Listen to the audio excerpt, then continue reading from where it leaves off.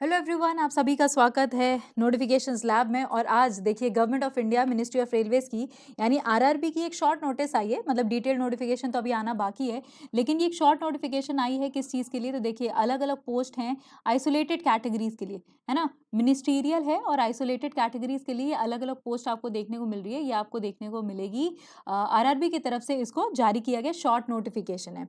अब देखो जो डेट आई है, लास्ट डेट क्या होगी आपकी 6 फरवरी आपकी लास्ट डेट होने वाली है।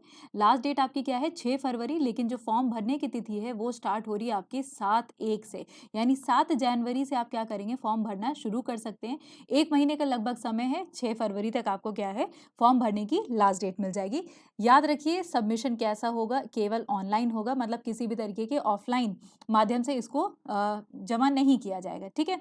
तो फॉर्म जो भरना है वो आपको कैसा भरना है, ऑनलाइन मीडियम में ही आपको ये चीज़ें भरनी होगी, ठीक है। चलो अब बात करते हैं कौन कौन सी पोस्ट आई हैं आपकी। तो सबसे पहली चीज़ देखिए, जो अगर हम पोस्ट की बात करें तो पीजीटी यानी पोस्ट ग्रेजुएशन जो है डिफरेंट टीचर्स के लिए, अलग अलग टीचर्स के लिए इसमें आपको देखने को मिल रही है। पे लेवल है यहाँ पे, सबसे पहली कैटेगरी पे लेवल है, जो आपका 7th पे कमीशन आया है उसके हिसाब से पे लेवल 8 है। इनिशियल जो सैलरी है वो लगभग 47,600 के आसपास है। मेडिकल स्टैंडर्ड मिलेगा।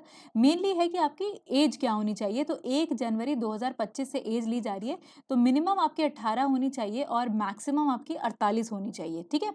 तो मिनिमम 18 मैक्सिमम 48। और जो वैकेंसीज हैं टोटल 187 है। टोटल वैकेंसी जो आई है वो पीजीटी अदर डिफरेंट सब्जेक्ट्स की 187 है। अगर साइंटिफिक सुपरवाइजर की बात करोगे तो सेम जो एज है वो 18 से 38 है। 3 पोस्ट आई हैं इसकी।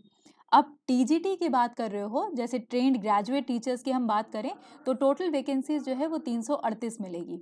टोटल वैकेंसी आपको 338, लेकिन यहाँ पे ध्यान रखिए एज लिमिट, जो एज है वो 18 से 48 है। यहाँ पे 18 से 38 थे, ठीक है, 10 साल यहाँ पे कम है। चीफ लॉ असिस्टेंट की बात करोगे तो चीफ लॉ असिस्टेंट 18 से 43। एज लिमिट देखो सबकी अलग अलग है, वैकेंसीज तो है ही ऑब्वियसली, लेकिन एज लिमिट सबकी अलग अलग आपको दिखाई देगी। 18 से 43 54 वैकेंसी इसकी मिल रही है। पब्लिक प्रोसिक्यूटर को अगर हम देखें तो 18 से 35 20 वैकेंसीज हैं इसकी।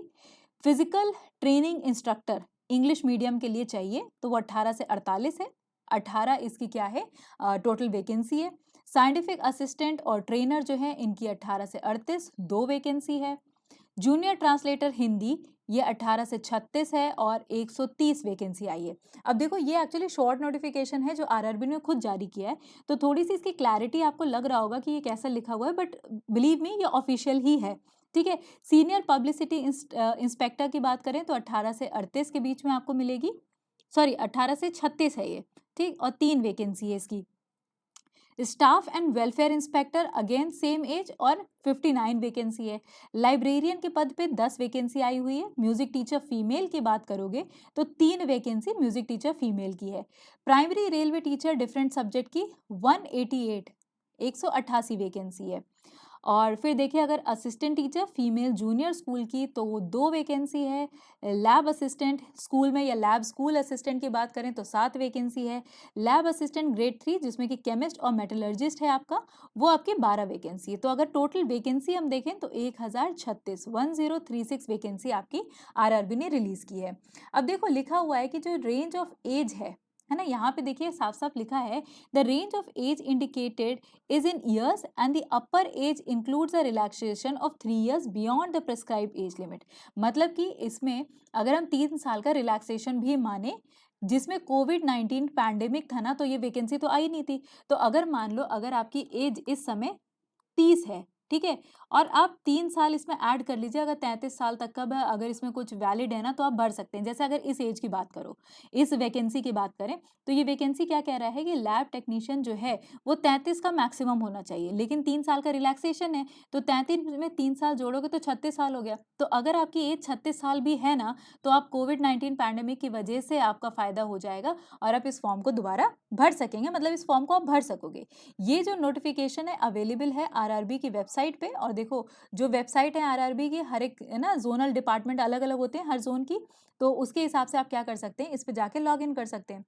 ये नोटिफिकेशन इंडिकेटिव है, मतलब बाद में वैकेंसी चेंज भी हो सकती है, बढ़ेगी घटेगी, वो सब आगे इन्फॉर्म कर दिया जाएगा। तो बस याद रखिए कि आइसोलेटेड वैकेंसी है, ठीक है, आइसोलेटेड वैकेंसी मिनिस्ट्रियल डिपार्टमेंट में रेलवे रिक्रूटमेंट बोर्ड की तरफ से इसे जारी किया गया है।